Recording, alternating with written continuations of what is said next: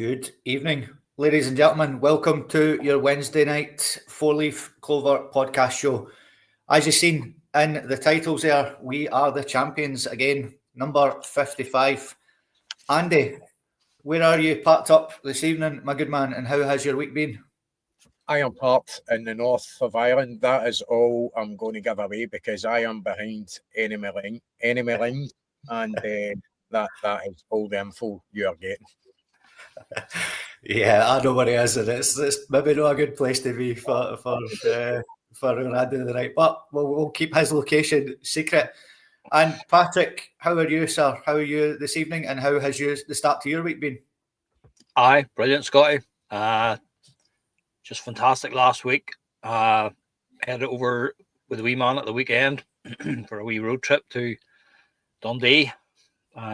Stopped in Dundee on Saturday night and then travel back down home on Sunday. So brilliant weekend. Back to work again on Monday. So busy. When you take a day off in this job, never mind a week off, you get caught up in emails. So I've just been busy, but I'm kind of caught up again now. So, but looking forward to the final push now towards the treble now. Yeah, it's going to be an interesting weekend as well. You'll notice Gerry is not with us this evening. He is away to see a Coldplay tribute act, I believe. He's currently in Glasgow just now, devouring, I would say, a pint of Guinness. But we've got a beautiful replacement there in the corner. You're gorgeous, Michelle. How are you doing, pal? Yeah, I'm doing well. I'm still feeling a wee bit yucky. I'm near enough over it. Starting slowly to get back into my actual day job. So working from home for a while, then getting back to work in the next couple of weeks. So yeah, I'm already getting harassed with my phone ringing 24/7. Aye, we can hear that. It was shut at 4, they're still ringing. I'm like, give me a break. So let's get into the show then, ladies and gentlemen. As I said, in the titles, there was the title winners. We clinched the league at the weekend there, absolutely smashing Dundee United to pieces. Loads to talk about this evening. The trophy count now. I believe that they've won 55 titles over the city when they've only won one. But we have now matched that record that they keep talking about, and it must be sickening them. I've seen Chris Boyd talking about it in the media this week. We're now 2 trophies ahead of both entities now, as you can see, 120. We hopefully 121 coming up when we take on the Sheepshaggers. So the last 14 years, complete dominance by Celtic. Unbelievable, really. But the game that got us there was this one. Dundee United 0, Celtic 5, sorry. Wishful thinking there. Andy, we had a post-match show straight after the game. Me, you, and our Michelle. Absolutely fantastic performance for the boys. Complete dominance. But it didn't start off well again. A very slow starters again. And I think when the sort of tangerines get flung on the pitch for the protest, that's when the game started to swing, really. But Celtic, once they got going, mate, absolutely relentless at the weekend. It's no first time Celtic's kind of had that kind of start against opposition, but when you're firing the ball up the park and using your long throw-ins and that carry on, their tactics are quite obvious here. But I think, Celtic's class is always going to... Sorry, I've just got something just flew in the window there. Don't know what it was, a wasp or something. Celtic's quality is always going to shine through, especially in an occasion like that. I know we went up to Perth and didn't do the business. We get beat, but that wasn't going to happen again. It simply wasn't going to be allowed to happen. It was all set up for us. And I think it was just overall, although you could say the start of the game wasn't the best for us, but the game was there. First half, it was over. Game was over. League was won. And then we went on in the second half, scored another couple of goals. Had a goal. Was it 1 goal in the second half? 2 goals, sorry. 3-0 at half time. And quite a few times that's happened this season. We've been well ahead at half time. And you've seen the fit come off the gas a wee bit and maybe scored in the second half. In other games, we certainly done it this game. We won with style, and we celebrated. Just a bit of a downside with Jota's injury. If we heard anything else about that, how bad it is. No. I don't think. I can't see him being back this season. I've got to be honest with you. I think you need to be careful with the knee. It can be so intricate. If it is a ligament, a twisted ligament, or something that's stretched, it can be quite a dodgy injury to have. So, fingers crossed. I would rest Jota, get him recovered, because we're going to have obviously Champions League qualifiers at the very start of the season, and it's going to be a long season ahead. So I'd love to have him back for the game at Snake Mountain, but it simply isn't going to happen. And then looking ahead to the cup final, still some weeks to go to that, but I can't see him being back for that. But maybe Yang's going to be back, maybe it's a chance for Ida to come in and get more game time, because obviously Jota's position is going to be filled probably by Maeda, I'd imagine. But even if you bring Yang into the equation, he could also play earlier as well. It's still changeable. Our front line is still changeable, but I'm just totally getting off in my own story here. I'm sorry. One simple question turns into an additional War and Peace. Don't worry about it, mate. We love your contribution, regardless, my man. Patrick, yourself and the grandson were very lucky enough to get 2 tickets for that, mate. And you look like you had a fantastic time. It was great seeing all the photos and stuff like that, mate. When you seen that team line up there, was there any sort of surprises in there for you? I know that you missed the Friday night show because you were travelling over. Michelle pretty much picked that team. Was there any surprises in there for you, mate? No, not at all, Scott. I think it's probably, that's probably what you class as the strongest lineup we have now. I know there's been a bit of debate between Trusty and Scales and stuff like that, but I think Scales' contribution in the first part of the season was immense. So I think when you look at that, it probably is our strongest lineup. So, and that was definitely the feeling amongst the crowd gathering up outside Tannadice when we saw the team coming through. We said that, he's just going to go for it here. He's going to take the handbrake off, and I just allowed him to go for it. And just fantastic display, unbelievable. Took a bit of pressure earlier on, but I think you need to give credit to Dundee United. It was never going to be an easy game for them. They certainly didn't want a big party on their doorstep, but they did their best for the first 10 or 15 minutes. But Celtic just absorbed what they had. And then they started we started our passing game. And once we got our passing game started to flow, you just know it was only a matter of time. And the movement, we were behind the goal that Celtic were attacking in the second half. So we were in the, I think it's the Carling stand, they call it. So that's where we were. And we had a fantastic view. And as Andy just touched on there, the interchangeable movement of the Celtic, especially the front three, front five even, it's just it's very, very difficult for any team in Scotland to combat that.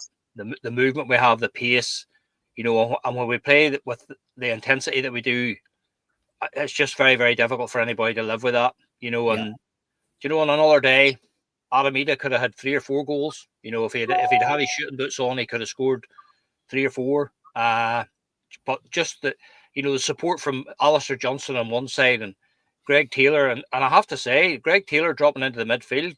Greg Taylor's beginning to look like a top class midfield player, to be quite honest. You know what I mean? He's just his trickery, his movement. He just seems to have added another complete dimension to his game.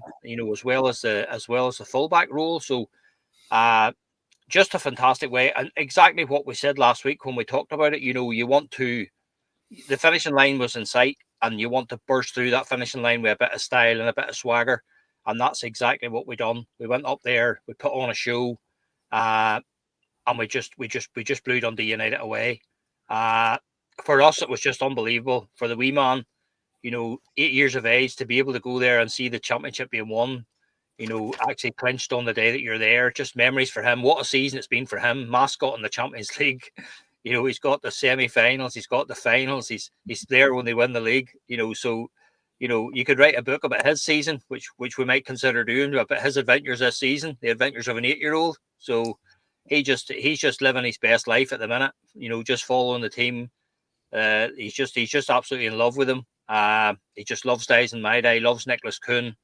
So just yourself, unbelievable memories for him. You can't top that. It's just very, very difficult to top. So it was a fantastic weekend. Couldn't have went any better. And as I say, they wrapped it up the way I wanted to see them wrapping it up, with a bit of swagger.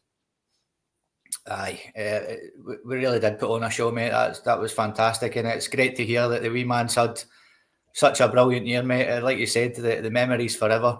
Michelle, I know that you were on the post-match with myself and Andy. Maida getting tore into the tangerine was a funny moment as well. But just the boys were absolutely outstanding once they got going, because we certainly didn't get after a good start again. But once we got going, we were absolutely unbelievable on Sunday. Yeah, I think the tangerine scenario, as we've all said, I think helped us, because we're in a bit of kind of shitty kind of start and a wee bit of a rut, and I think all that happening kind of brought our focus back to ground and kind of gave ourselves a shook, and whatever was inside the tangerines that the half the team were eating, I think kind of gave us a kick up the arse. But Maida wasn't caring, he was munching into them as if it was chocolate. So as I said, I don't know why anybody would risk taking a random orange off a grass. You don't care what's inside it. Somebody could have injected that with anything. I'd said that on Sunday, but fair play. I wouldn't have risked it, but he was happy enough to get his vitamin C for the day. Probably injected it with petrol on Maida. I mean, the way he goes of it. Something to make him run faster, if that's even possible. A wee bit of petrol. So what did you think of the starting lineup then, Michelle, when you seen it getting read out? Were you happy with that? Were you expecting that? Was there anything else you would like to have seen in there? Well, like you said, I kind of guessed it kind of spot on. I was kind of happy with it. Can you put that back up again so I can see that? For God's sake, I'm trying to have a glass of wine here. Oh, for the love of God. There you go. Let's see.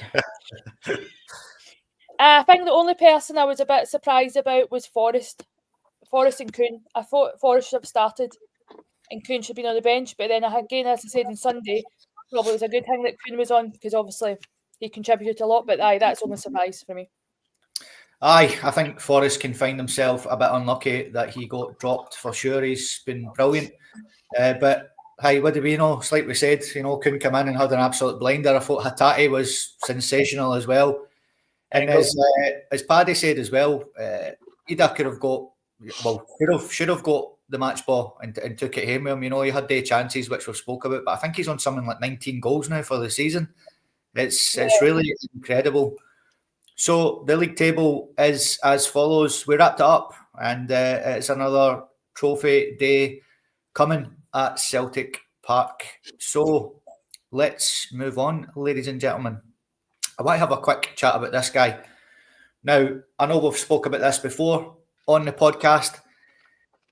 I thought he'd be here for his 3 years and then he would leave. But I'm starting to change my mind now, Andy. Is Brendan here for 10 in a row? Get your comments in on the comments, please, folks.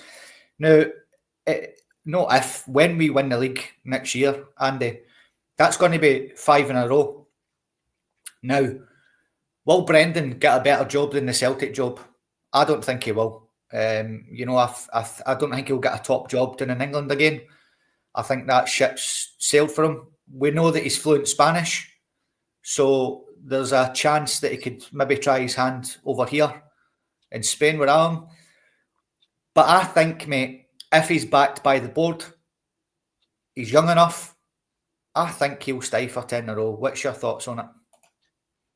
I would like him to stay, mate. Obviously, I've spoken about this in the past, and I think at the time I said, sorry, I've got one of the fellow drivers parked beside me, Rangers fan, Alan, and he's just saying stuff to my truck to annoy me. I'm really sorry. I will expose him later, believe me, before the end of the show, I will expose him. Aye, Brendan, so I'd said that I thought he would stay a wee bit longer. I'm kind of stuck in two minds now. I think obviously he's going to be here until the end of next season. Yeah. where he goes for there, I don't know. I think the reason he came back, he'd unfinished business. He could have went other places, decided that this was the time to come back and right the wrongs that were made. As you said, he's fluent in Spanish, so that could be an avenue that he goes down. I don't think he's going to be here for that long, to be quite honest with you. I think he can still get a top job in England. I really do. So whether he's in that mindset that he's wanting to go down south or elsewhere, only Brendan knows. I would love him to stay.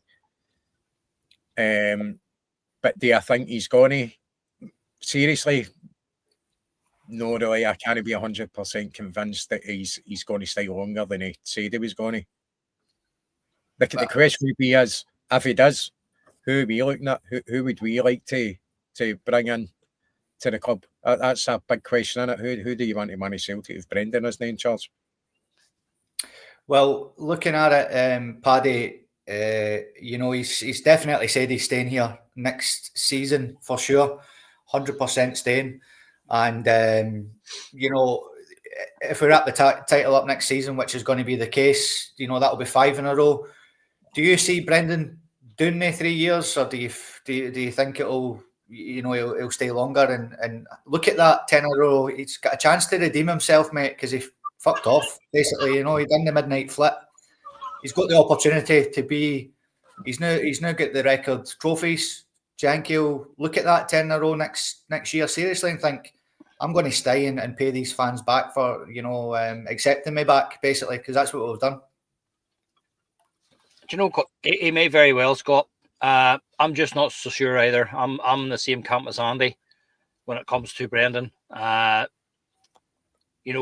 at the weekend there, I think it was very telling, the words that he said after, when he was saying that, there are very, very few people who actually know him, and even fewer again who actually understand him. So I think he was having a wee dig there that at the many media outlets speculate about his future, or he's going, or he's staying, or whatever. So, the one thing that you can be absolutely sure of, Brendan will do what's best for Brendan, 100%. Yep, he has an affinity with the club. He has a relationship. He's a good relationship now with the supporters again. But I'm just not convinced, Scott. If we were on to 7 and 8 in a row, yep, I would be maybe thinking, along those lines. But another full season takes it to 5. That's a long way off 10.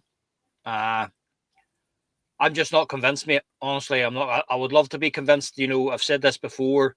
It took me a wee while to not forgive the guy, but it took me a wee while to warm to him again after what he done, because it was, it was very, very hurtful what he done. Especially for us here, who we're from the part of the world that he's from. So we all felt very let down by him. But we've warmed to him again. He's come back. We all said that, listen, if he starts winning football matches, if he starts winning trophies, everybody will soon forget. And that's exactly what I think has happened. But as for the long term, Scott, I'm just not convinced. Yes, he said 200% he'll be here now for the 3 years, which ends next year. But, again, there could be an element of it. He did speak about Europe. He spoke about the progress we have made in the Champions League this season. He's obviously very proud of that. He did say about but that's the one thing. You did hear him saying that we're never going to win the Champions League, so he knows that. Yeah. But what you want to do is see signs of progress year on year, to see that. So let's see if we can take it one more step. Can we get to the last 16? Can we get to the last 8? Whatever, that would be progress for a club like Celtic. While we still remain in Scotland, that is. So, going beyond next season, I think a lot of it is still going to depend on how far the board are prepared to push the boat out to match his ambition. It's going to be very difficult, obviously, because, that's going to cost millions and millions of pounds to bring in more quality players. But that's the challenge that lies ahead of the club, and it lies ahead of the board. But, you're going to be looking at the money coming in again, season ticket money. Something like 15,000 people waiting on the waiting list for season tickets. 4 strips again, probably next year. Merchandising. They buy that stuff up every year, so we're going to be rolling in millions again next year. And as Andy said, if we can get through the qualifier and into the group stages again, the sky's the limit. But I just think there may be an element of his decision making going beyond next year is to see how far the board are prepared to go. Because we are very fortunate to have him. There's no question of that. You know, like I've said it before, he's an elite manager. There's no doubt about that. You know, it's the only thing preventing Brendan from getting one of the top jobs in England is the snobbery of the Premiership in England. It's as simple as that. Brendan Rodgers is on a par with any manager in the English Premiership. There's no doubt about that in my mind. He's on a par with any of those managers there. But it's obviously they look down their nose a bit because of his achievements in Scotland. They get devalued because it's just, you've all heard the argument, oh, you're sure your granny could win the league in Scotland, you know, and stuff. So he doesn't get the credit in England that he deserves. He doesn't get that credit in England. So that's sort of what prevents him from getting a job. But listen, you don't know, Scott. You just don't know with Brendan. You know, he may decide something completely different. As you say, if a job come in La Liga, you know, I mean, even the south of France, you know, some of the French teams, whatever, he may decide, you know, that he might want to try his hand. I just feel that we're still quite a bit away from 10. I know we would like to think that we'll do it confidently, but it's a long way away yet, 10 in a row. And I just think for at his age and at his time of life, but you know what, if he wants to write himself into the history books, there's an opportunity to be the Celtic manager that steers us over the line. Yeah, to beat 10 in a row. So that beats Big Jock's achievement. It beats the Rangers' achievements of 9 in a row. You know, so that's obviously a big carrot for him. But I just remain to be convinced, Scott. Well, the carrot has certainly been dangled anyway. It's there for him. I just wanted to read this comment out, guys, before we move on. Martina Kerr there. We've seen that Neil had been going to the hospital to visit his sister and things like that. And very sad news there. Hello, everyone. Sorry to be the bearer of bad news, but Neil's sister sadly passed away last night. The cancer she had was just too much. Thank you. Just thought I'd say, hail, hail. Absolutely devastating news, Martina. If you could pass on everybody's regards from the podcast and in the comments as well. Absolutely terrible news. Absolutely terrible. Michelle, the carrot has been dangled for Brendan.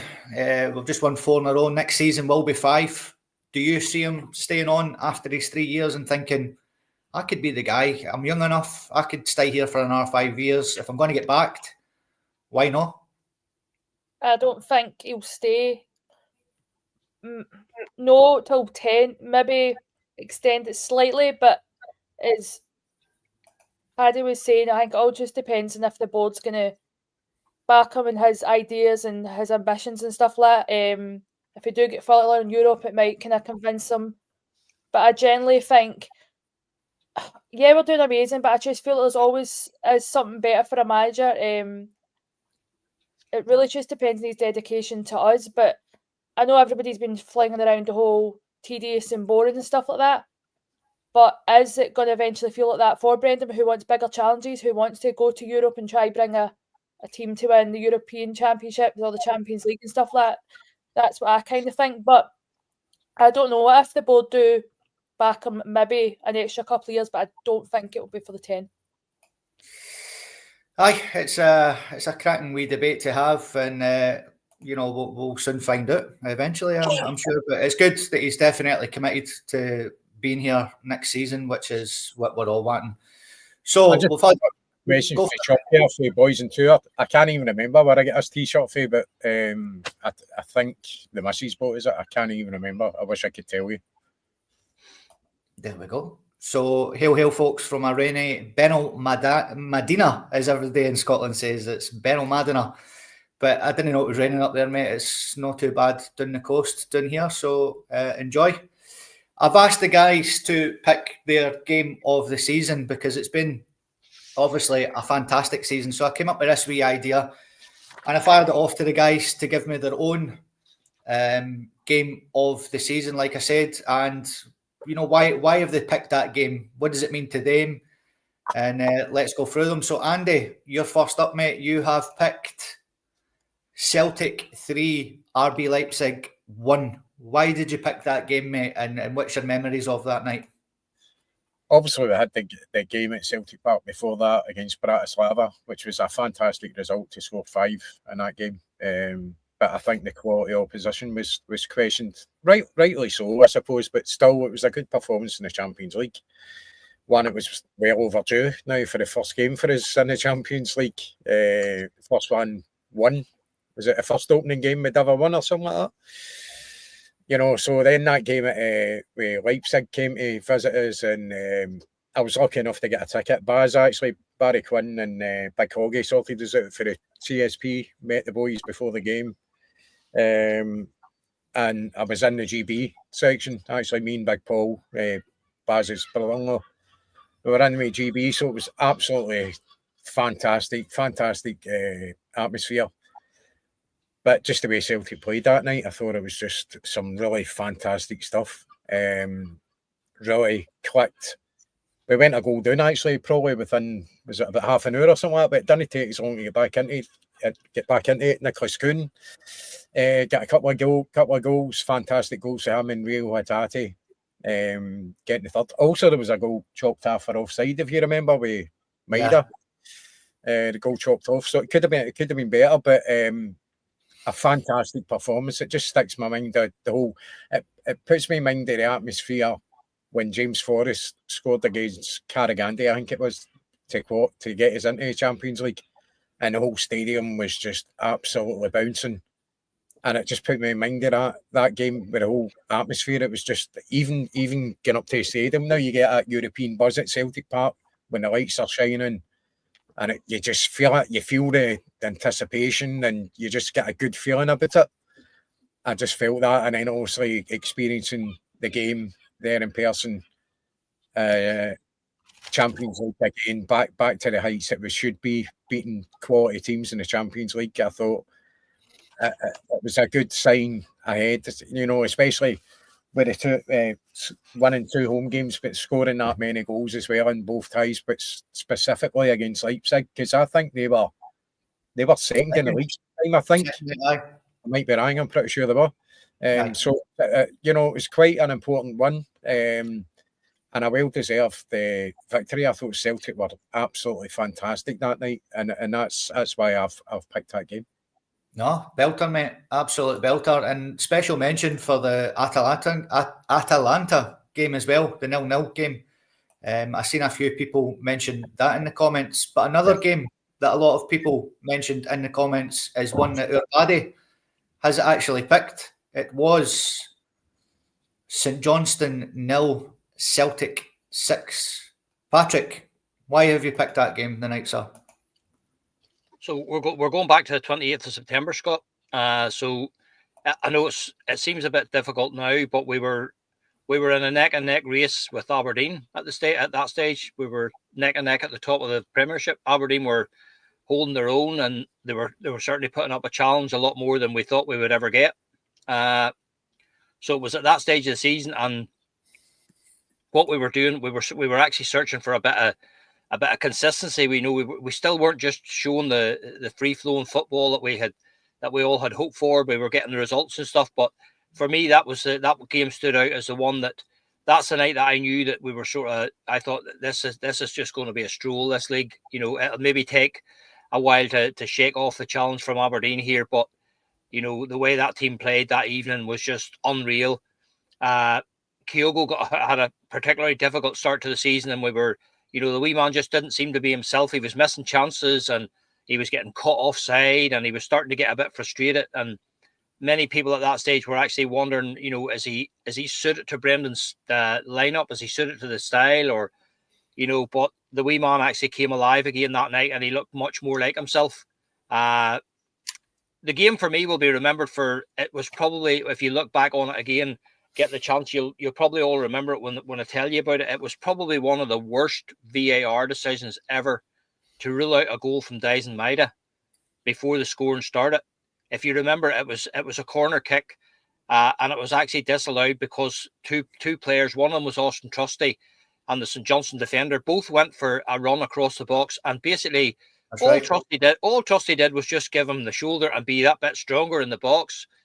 The ball dropped to Dyson Maida, and on the volley, what a strike. It would have been an absolute contender for goal of the season, even back in September. One of the best strikes you've seen. But it was after a VAR review, it was ruled out for a foul, which to me has to rank there with them all. It ranks with Alistair Johnson ball over the line at Hibs. It ranks with quite a lot of them. It was an absolutely crass decision to rule that goal out, but we quickly put it behind us. Kyogo made it 1-0. He was played through, lovely ball through the middle. He slotted it away for 1-0. Paulo Bernardo then linked up with Nicholas Kuhn, made it 2-0 with a lovely curling shot from outside the box. And Justice and Johnson were trying to recover from that. We broke away again down the wing. Lovely ball in from Greg Taylor on the left-hand side and a brilliant header from Kyogo. One of those ones where he hung in the air and just nodded the ball in. So 3-0 up at half-time, and it should have been 4-0 if it hadn't been for that goal. Again, second half, we came out again. We were just playing some brilliant stuff. Callum McGregor with a trademark goal 10 minutes into the start of the second half to make 4-0. Short corner work with Nicholas Kuhn. Callum takes one touch, bang, and finishes it. And then the scoring was completed with a double from Adam Ida late on in the game. And I think it was the final. Maida scored a fantastic header. Scored a brilliant header from across from the right. And then Adam Ida finished off the scoring with, which I think should have been one of the goals of the season. It was the one, if you remember the ball played in from, I think it was from Luke McCown, chipped over the top. Alex Valle, of all people, up in the box with a lovely wee back heel. A wee back heel just set the ball up for Adam Ida, and he just stroked it into the corner. Absolutely unbelievable. Champagne-style football. And for me, that was the one that I sort of came away thinking, not that we had made a dodgy start to the season, but we were still to be convinced. But when you saw the football that we were capable of, that night, that was the beginning of a brilliant run of form for Nicholas Kuhn. Outstanding that game, and he just took that on. He took that on into the Champions League and into the run in before Christmas. The one thing I will say about that game, you might not believe this when I tell you, but it was actually, we played St Johnstone on the Saturday evening, beat them 6-0, and we went to Dortmund on the Tuesday night and got absolutely destroyed. So this game was one of the reasons why we went to Dortmund. We actually went to Dortmund with more than enough hope and more than enough expectation that we were going to do something here. We could actually do something. But boy, were we in for a shock just a few days later. But do you know what? Over the course of the season, we didn't let that detract from us. That could have done for a lot of teams a defeat like that, a demoralising hammering like that. I think you see what happened with Aberdeen in the semi-final. The demoralising defeat we gave them. I still maintain that was the beginning of the end for Aberdeen that day. Yeah. So we could have collapsed after that Dortmund game as well. But I just thought it was interesting. It was just the two sides of the equation. So brilliant on the Saturday evening and just so absolutely battered by Dortmund in the middle of the week. But that for me was the game that set me thinking that this is going to be our year again. Yeah, bang on, mate. Thank you so much for that. It was a tremendous performance by the boys that night for sure. Outstanding champagne football, as you said, Patrick. So moving on to finally our Michelle. She has picked this one for us this evening, ladies and gentlemen. Celtic 5, Falkirk 2 in the cup. Aye, an absolute belter of a cup tie that was as well, Michelle. So why have you picked that as your game of the season, pal? I picked that game of the season because I think it was a game of the season that basically woke Celtic up to say, doesn't matter who's on the pitch or how well you're playing, you need to get 100% each game. I probably agree and into that game thinking it was going to be a no-brainer. We were going to have that game finished by the second half. And to go basically 1-0 up in 10 minutes by Falkirk literally just gave me the complete fear. We had made 8 changes that day, I believe. Yeah. And it was just pretty much a disaster from the start. All I remember is that Falkirk were so aggressive and pressed so well in that first half that I generally think we were going to go away and get out of that cup at the very beginning.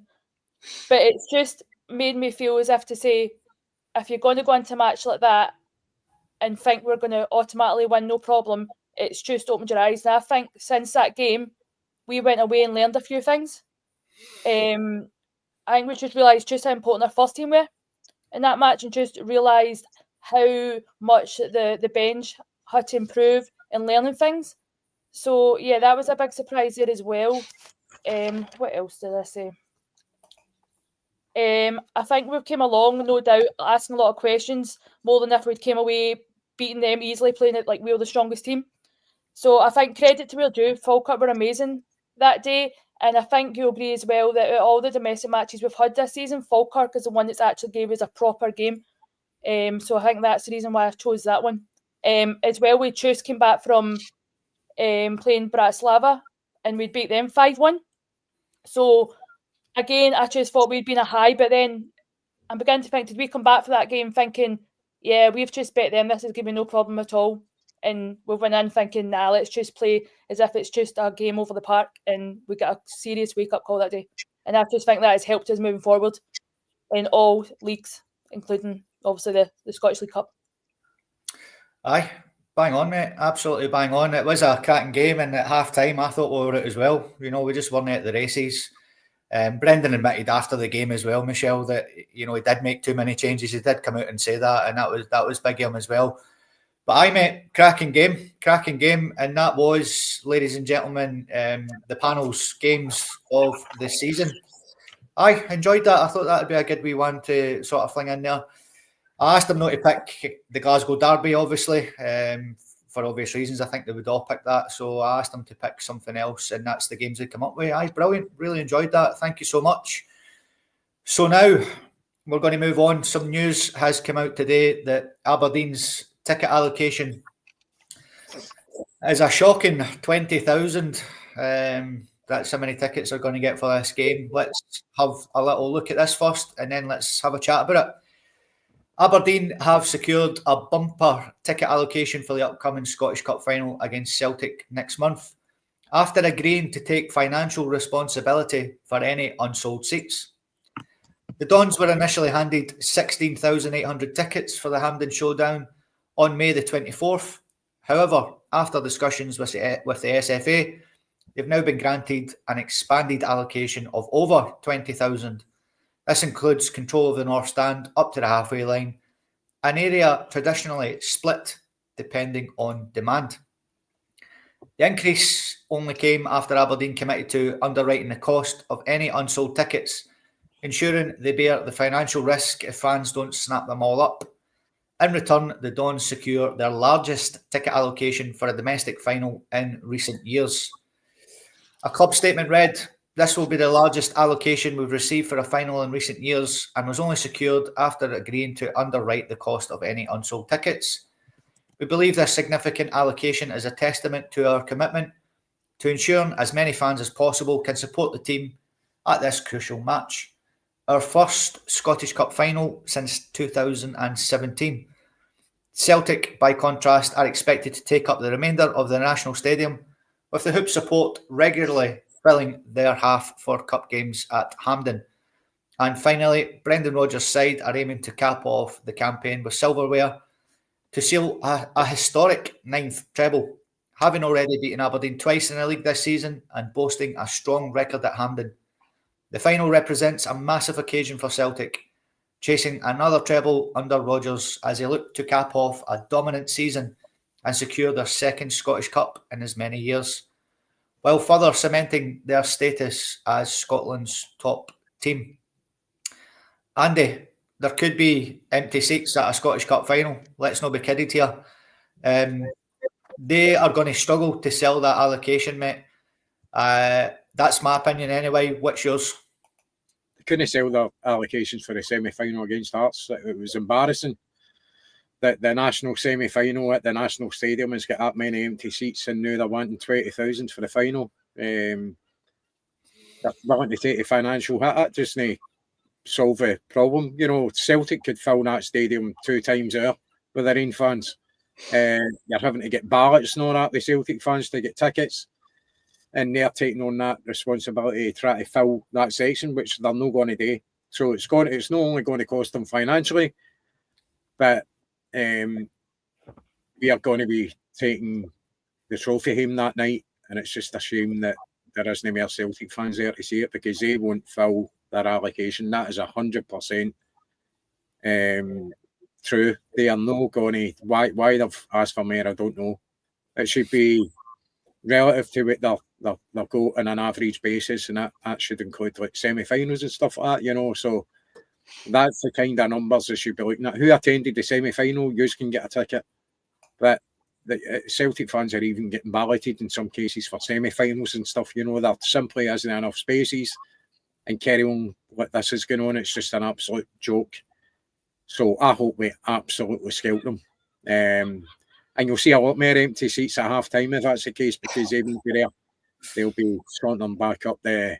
What is it they call it? What is it, Randy? Tim calls it the East Highway or something? The Northeast Highway up to the sheep shearers dome. I don't know, mate. We've not seen Randy Town for a few days. Hopefully see him on Sunday afternoon. Aye, maybe. Hopefully he's got a wee segment for us for the post-match show or for next Wednesday's podcast. That would be very nice. So Patrick, there could be empty seats at Hampden. It doesn't look good for our game. You know, the game's going to be broadcast live on the TV, a cup final, and there could be 4,000 or 5,000 empty seats at a cup final. It's ridiculous, really, isn't it? What's your thoughts on it, mate? It's just embarrassing, Scott. To be honest, it should be embarrassing for the authorities in Scotland. And listen, that's not me trying to be a killjoy and saying that it's a national cup final and it should be 50-50 split and all the rest of it. But you know, this is down to marketing. You know, this is your showpiece final of the season, the last game of the season, the showpiece event of the football calendar in Scotland. You know, and you know when you look at the big one down in England at Wembley, there'll not be a spare seat in the house. But we're looking at probably, you know, anything maybe upwards of maybe 5,000 empty seats. I mean, you saw the empty seats that were at Hampden at the semi-final. It was just embarrassing for a national semi-final. I know they have a long way to travel, but listen, they don't travel any further than we do. You know what I mean? And it doesn't put us off. You know, so I just think it's embarrassing for Scottish football, and you know, it's a wee pet hate of mine. You know, these things should be based on your allocation and the size of your crowd at the previous rounds. And I include the home games at Pittodrie, away games where they played it. That should be what it's based on. The unfortunate thing for this one is Hibs did a similar thing. Hibs made a similar request for the league game at Celtic Park a few weeks ago, but the difference there was that Hibs knew those tickets were being sold. They knew there were takers for them. Yeah. Aberdeen have no guarantee whatsoever here. They have no guarantees whatsoever. So, you know, for them to basically say that we're prepared if we don't sell the tickets to basically pay the Scottish FA for the empty seats at Hampden, it's just ridiculous. It's absolutely ridiculous. It wouldn't happen in anywhere else in any modern league anywhere at all. It's crazy. It's absolutely crazy. You know, as Andy said, the not only the fact that, you know, that they're not going to sell their allocation, they're actually going to deny. Aberdeen are going to pay to deny Celtic supporters a chance to get to Hampden and see the cup final. It's as simple as that. That's how you have to look at it. You know what I mean? Like, I would have thought somewhere between sort of 15 and 18,000 would have been more than enough for considering the crowds that they took to the semi-final and the crowds that were at Pittodrie for previous rounds. You know, so for them to get that amount of tickets, but as I say, then to throw in this caveat that, you know, that they're not even going to just say that if we don't sell them, then they'll go to Celtic supporters. It's if we don't sell them, they'll just go empty, but we'll pay for them. And that for me is just absolute. It's just a piece of nonsense, an absolute piece of nonsense. I mean, how many weeks are there still to the final? They should have been given a deadline, right? You just want more tickets, that's okay. We'll give you until, we'll say the 16th of May, the 15th of May, the 12th of May, whatever, to have those tickets sold and the money in here. And if they're not sold and the money in with the SFA at that stage, then we take the tickets back and we give them to Celtic to take up the Celtic supporters. Simple as that. But this notion that they're going to sell these tickets, and if they don't sell them, they'll make a financial contribution to basically having empty seats at the Scottish Cup final, which it's just a piece of nonsense. It's an absolute piece of nonsense. So, and as I say, it's laughable. It should be embarrassing for the authorities that they've presided over this absolute. It's just a farce, an absolute farce. Aye, do you agree, Michelle? Is it a bit of a farce? Over 20,000 tickets that lot's going to get, and there's no way they're going to sell them. You know, we could be watching a cup final May the 24th with sort of 4,000 or 5,000 empty seats. It's just ridiculous, really.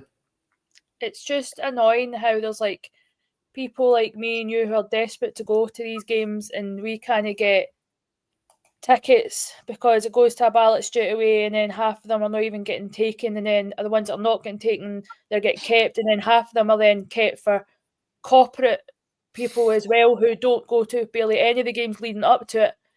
I went to go get tickets for the hospitality. I'd put money by for it. I thought, no problem, I'll just pay the extra money because I thought there's no chance I'm going to get it. Went in 1 minute after, even hospitality's all sold out. It's been nearly a week since both sides of hospitalities went in sale. Aberdeen has still got hundreds and hundreds of allocations for hospitality still left. But if I buy a ticket in there, I get barred because I'm not an Aberdeen fan. So I'm thinking, well, give more to Celtic and less to Aberdeen.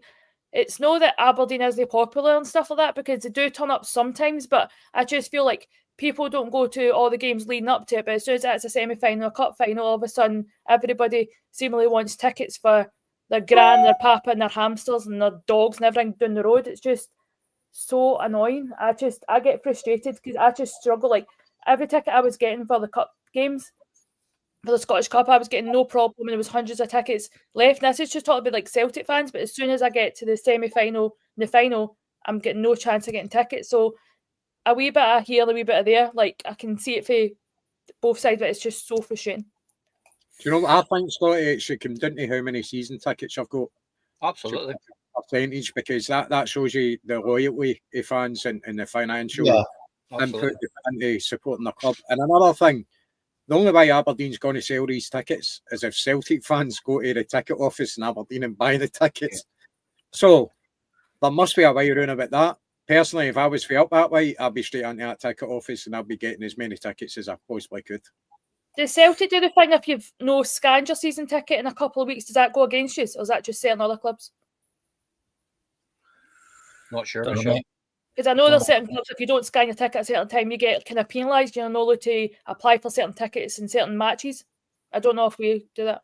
I think with Celtic, Michelle, is that if you look at kind of the smaller clubs, it's very difficult to pass your season ticket on to somebody else. That actually, if you don't want to go, there's going to be very little chance that somebody else wants to take your place with other clubs. Whereas with Celtic, it's a lot easier to phone somebody up, your brother or your pal.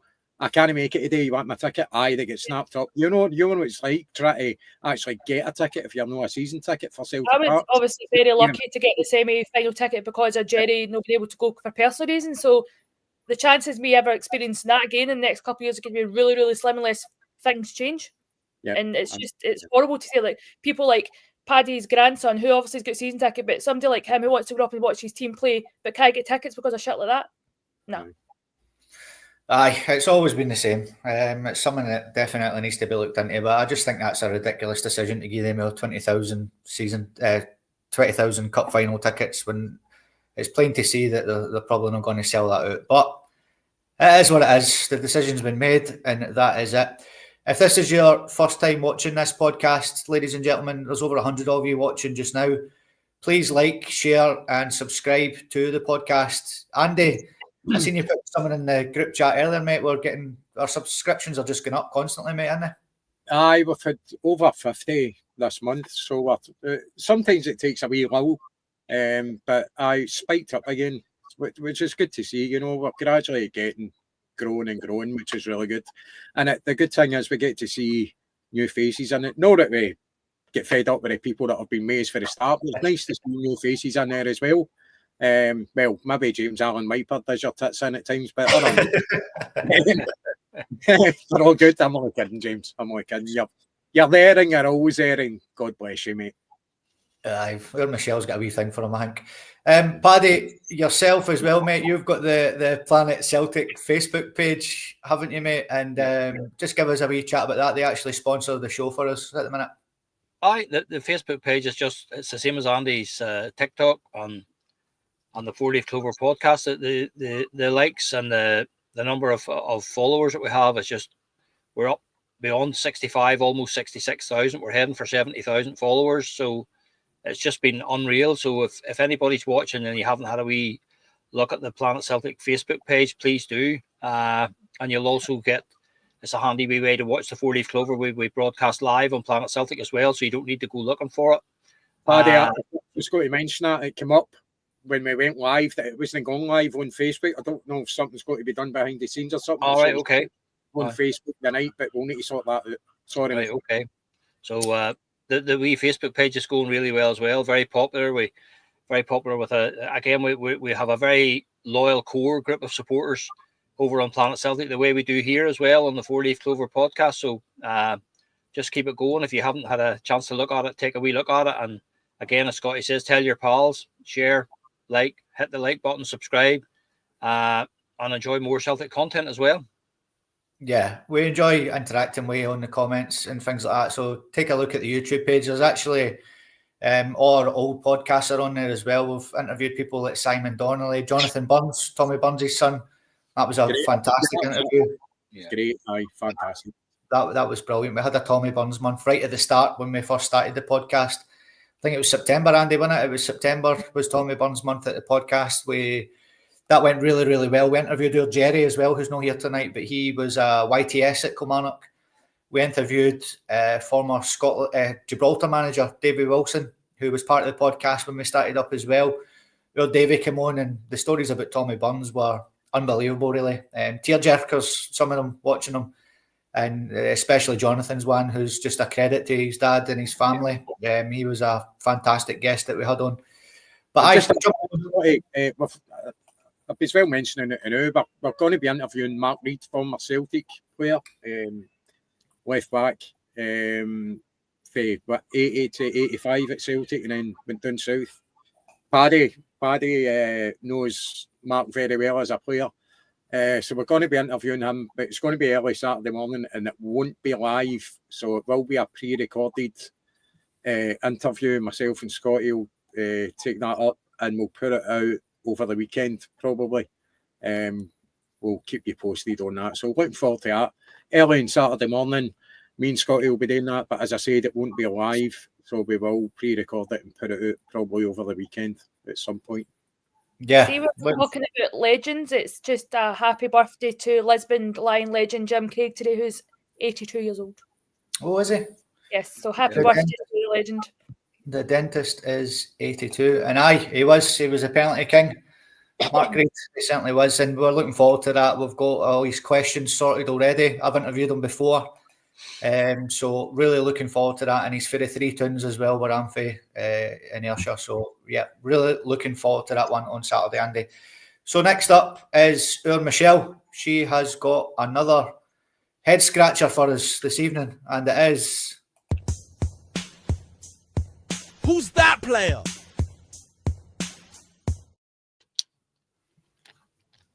So, I've got 5 slides. It's to guess the player from their very first team to their very last team.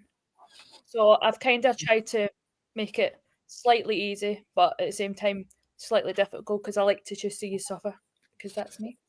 Okay. And by the way, Tommy, I can smile. I just like to look as if I'm intrigued at folks' conversations. I don't want to be like this when folks talking, so I'm sorry that I look crabby. Comments off, gents, as well. Yep. And fire away, Michelle. Rightio. I think Andy's controlling my slides for me.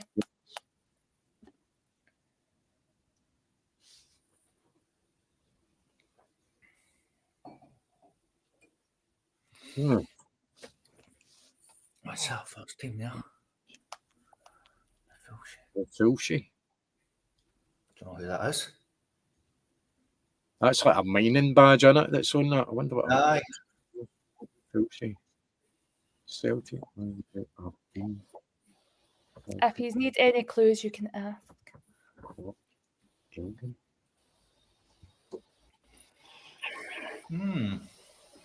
Could you? Oh, that's a Paddy. I can let you know the person is no longer alive. They passed away in 1989. Oh, wow. Yeah. Stumped. Completely stumped. And he made 143 appearances for Celtic and scored 68 goals.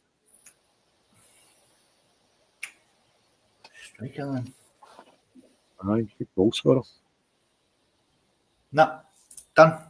Stuck. You've done me. Passed away in 1989. He played in Celtic between 1933 to 1946. Oh, for fuck's sake. Right, move on. You should answer that. Well, I did actually do it in order easy to harder, but we mixed up. So it was Jimmy Delaney. Oh, Jimmy Delaney. Or Delaney, Oh. yeah. Sorry, pronunciation. Okay, hell, man. Anybody get it in the chat? Let's have a look. Yep, one person. Oh, well done, Edward. Try and make the next one a wee bit harder, Michelle. That would be nice. Holy shit, man. Right, here we go. I've got that.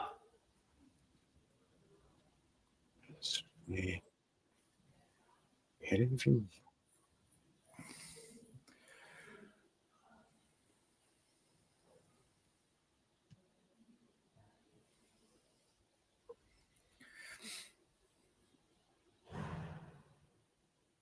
How he's getting on.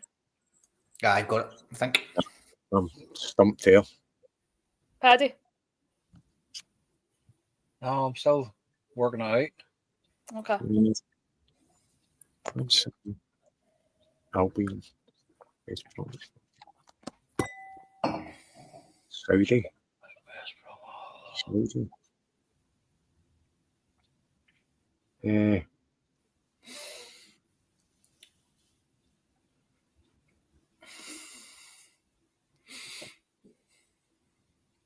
Oh, aye, I think I know who it is. I think it's his name, I do. What's his name?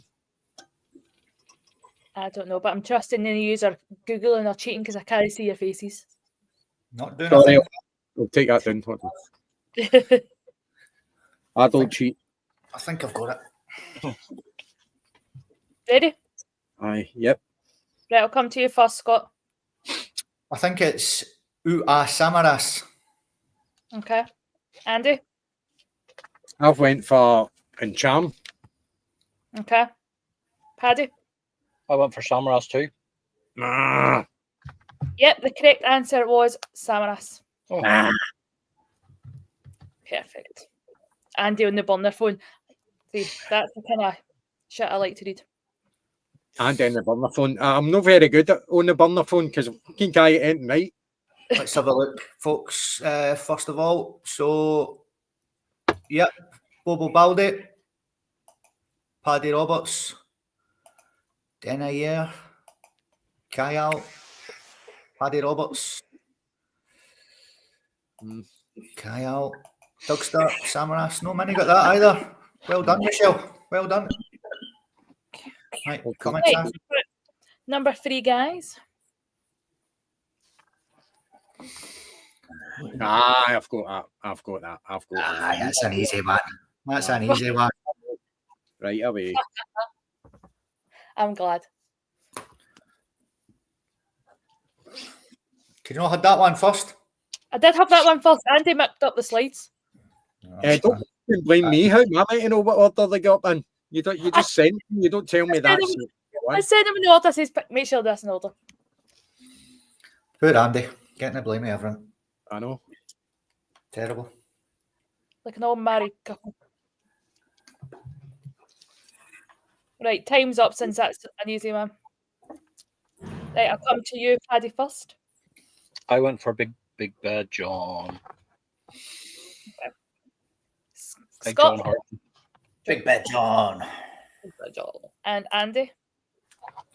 Yep, the Berkovich Slayer. Perfect. Right. Let's have a wee look, Michelle, first. Smell the glove. Big Bad John. Hudson. I know, James. Bloody terrible. Craig Young there. That's quality, Craig there.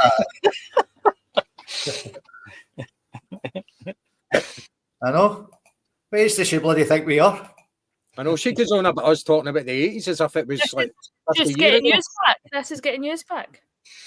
Right. This is the last time she's going to do this. Right, I'll go. stick to Right, what's next? Okay.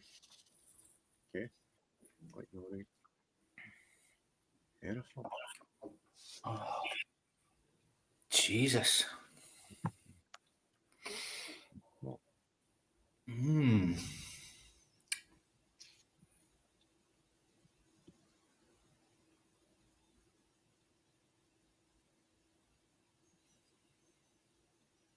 What team's that? I think I've got it.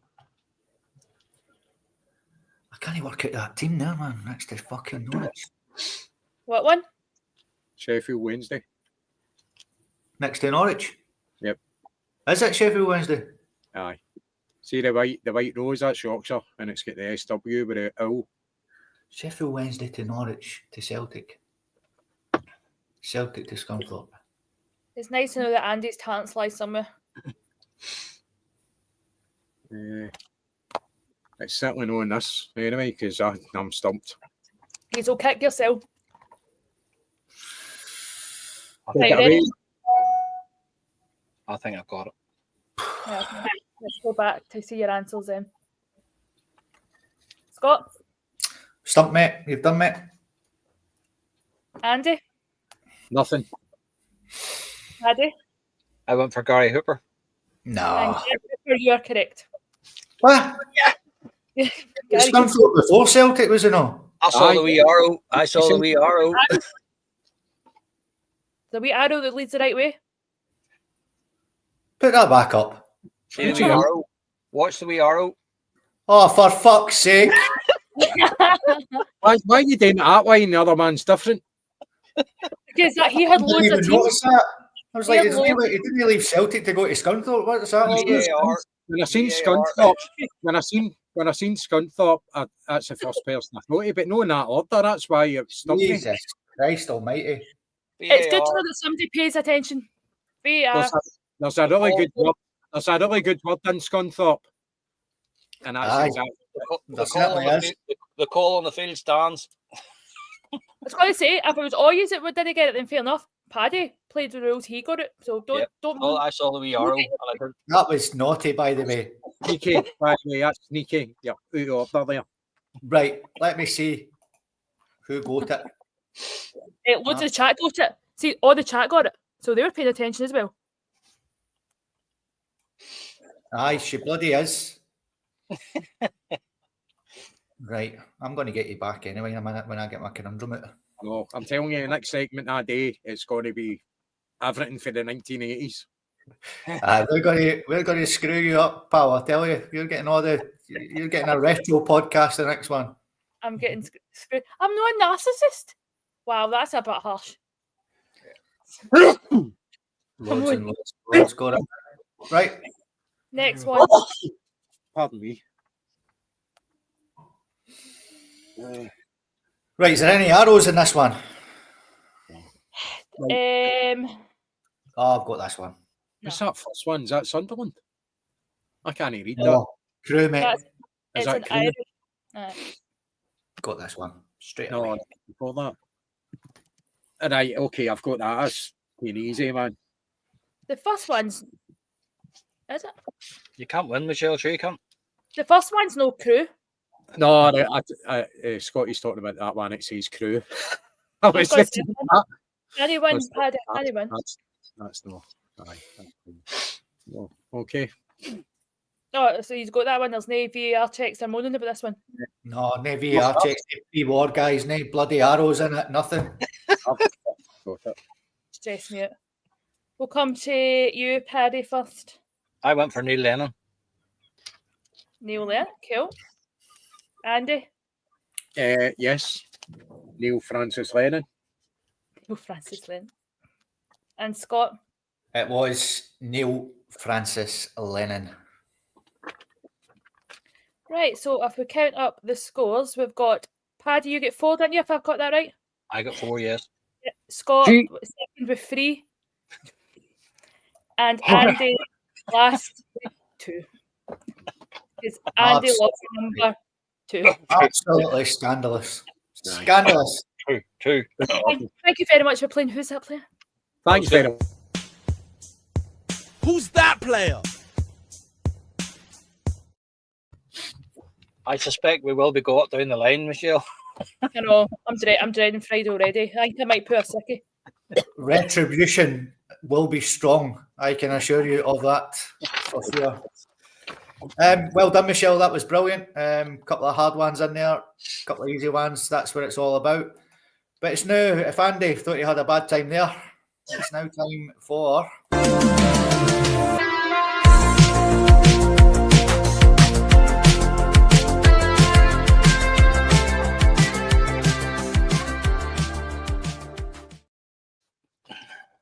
Yep. I always get told that in school as well, mate. It's just one of the things. Right. So I've got a belter of a conundrum for you this evening, ladies and gentlemen. I think there's a wee game at the weekend coming up at Snake Mountain, where we go and take on the Rangers yet again. There is 10 points up for grabs for you this evening. I think this will separate the men from the boys.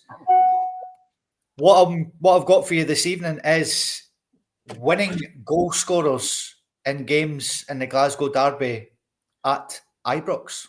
Oh. Okay. Over the years. So what I want you to do is give me the goal scorer, and I want you to give me the year as well. Oh, you really? Okay. So just the year and the goal scorer.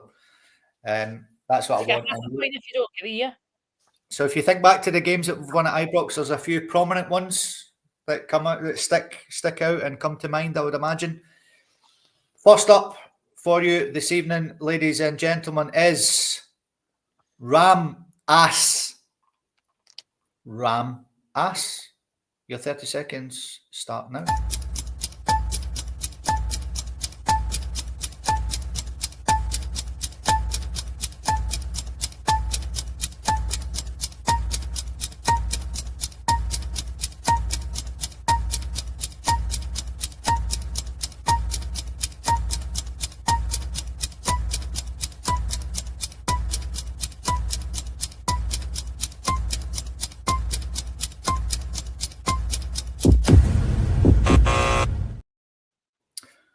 Ramas.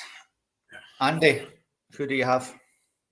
I've got Samaras. I'm just trying to think of the year. Sorry, do you want to see it? Please, yeah, I need you, mate. Right, I might be way off for the years here. I've just put 2009. I think I'm way off, though. Okay.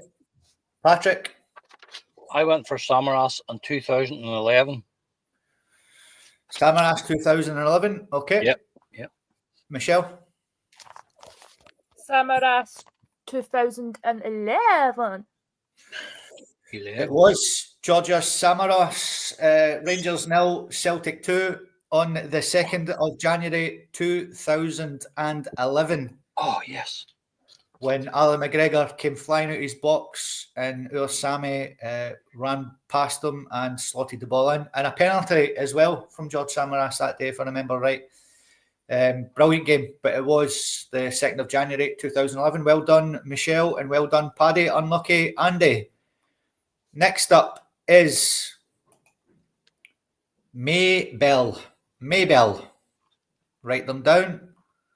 Your 30 seconds start now.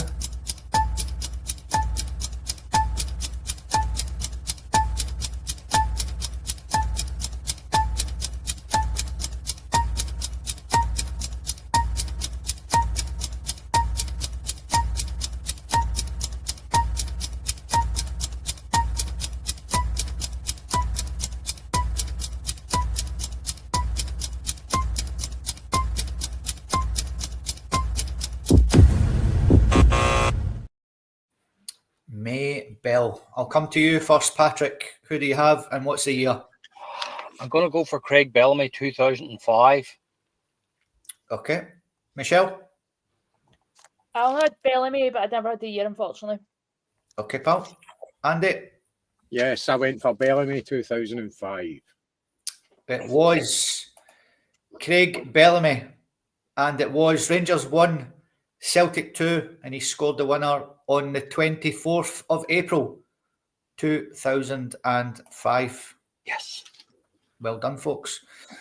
I forgot to have a wee look at the comments then, actually, so let's have a wee look. Well done. Oh, you're out, Craig. Yep. Come on, Helen. Need to hear as well, pal. Can I just butt in here for something now? Certainly. Just want to give Alan a shout, who's sitting watching us right now, and he's struck. Rangers fan Alan watching a Celtic podcast. You couldn't make it up. Appreciate that, man. Well done, Alan. Get it up you in that green and white truck. Right, yep. So well done. Bellamy, 2005 it was. And next up is Tugs. Tugs. Your 30 seconds start now.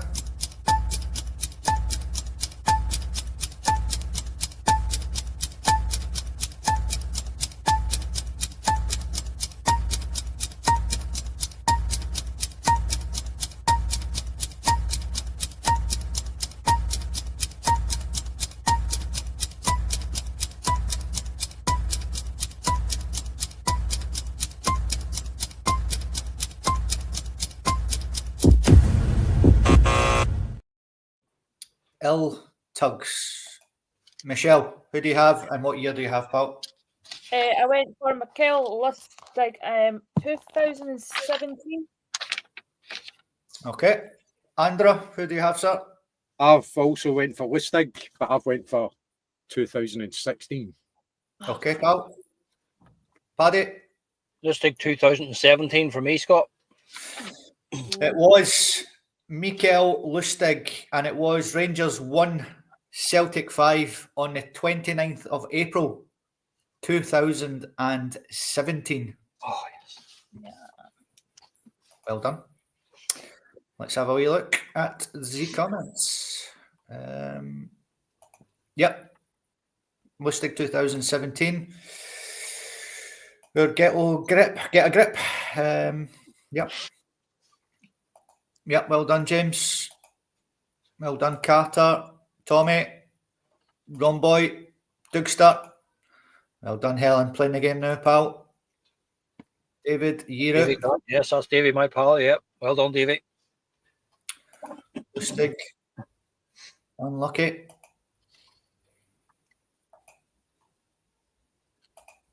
That's us. Right.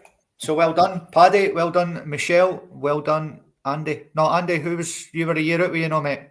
But to get name right, so I need a badge. Andy, if this was my game, I would give you half a point because I'm so nice. And I get a conundrum right. Come on, it's a break. So your fourth conundrum this evening, ladies and gentlemen, is UK is wars. UK is wars. Write that one down, and your 30 seconds start now.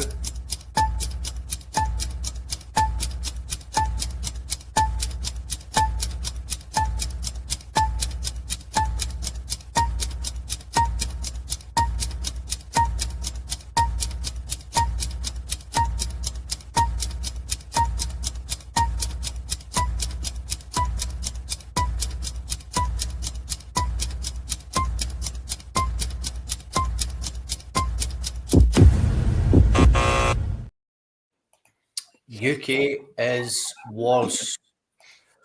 We're back to you, Andy. Who do you have, sir? I didn't write it down, but I've went for Zarowski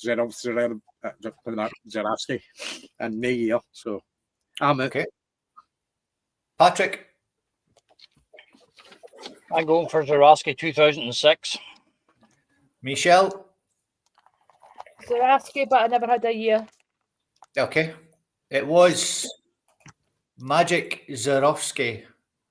I remember the day he signed. I was actually on a tour at Celtic Park and he was sat there with that big moppy hairdo that he had. Yeah, good goal scorer actually. Magic Zarowski. Rangers 0, Celtic 1 on the 12th of February 2006. Oh, that was a guess. It was a guess between 2006 2007. Aye, that was a tough one. That was a tough one. Yep, Andy, we message there for you. Well, aye, He probably knows more about Celtic than we do. Alan, did you get that Zarafsky one? Oh, brilliant, That's mate. hilarious. Absolutely brilliant. Aye, well done, folks. Well done. Rubbish at the years, 2006. Aye, he was very underrated. Yep. And Carter out a year again. So I think it's all over, bar the shouting already. Your Paddy is miles clear. But I've got one more for you, and it is Rick Nails. Rick Nails. Write them down. Your 30 seconds start now.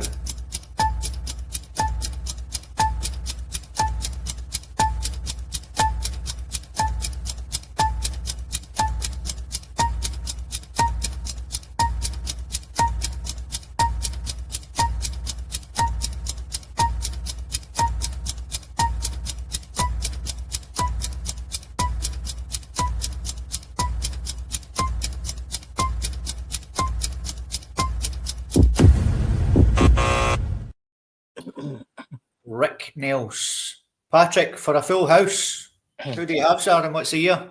Right, I'm going to go for Scott Sinclair in 2017. Okay. Michelle? Scott Sinclair 2017. Okay. And Andy? Aye, Andy's left the building, mate. You are going to absolutely kick yourselves here. It was Scott Sinclair, and it was Rangers 1, Celtic 2 at Ibrox Stadium on the 31st of December 2016. Oh, Both day out. well, that's the way it goes, isn't it? Half a point. The way it goes. So happy. Brilliant. I thought I'd catch you out with that one. So, did. yeah, a few people as well. 2017. Yeah, he was wonderful. He certainly was. That's us, ladies and gentlemen. We've tried to keep it as quiet as possible about this game at the weekend, but I just thought I'd give you a wee refresher of days gone by when we did go there and beat them, and hopefully it's the same again this weekend. We'll be back on Friday night to chew the fat over that game. Your Gerry should be back with us as well, and we'll get right in about that fixture that's coming up on Sunday. Some people say it's a dead rubber match, but as we all know, these games are never a dead rubber game at all. Thank you, Andy, for joining us at your secret location in the north of Ireland. Enjoy the rest of your night with your Alan there. Hopefully you can go away and get a wee cup of coffee or something like that, or a wee bite to eat. A pot noodle. Patrick, thank you so much, sir. Glad that you made it back from your travels up in the Dundee with the wee man, and we'll see you on Friday night as well. Well, yeah. I know glamorous Michelle sitting there all smiley and been getting a bit of grief tonight, but we know she's a happy. I don't smile. I'm a narcissist. I'm a bad teacher. It's such a wonderful night. Sums you up to a teammate, to be fair. Yeah, bang on. That's us, ladies and gentlemen. We'll see you on Friday night. Thank you so much for everybody in the comments. Please like, share, and subscribe if this is the first time watching us. Thank you so much. We'll see you on Friday night. Cheers. Hail, guys. Hail. Bye. Someday you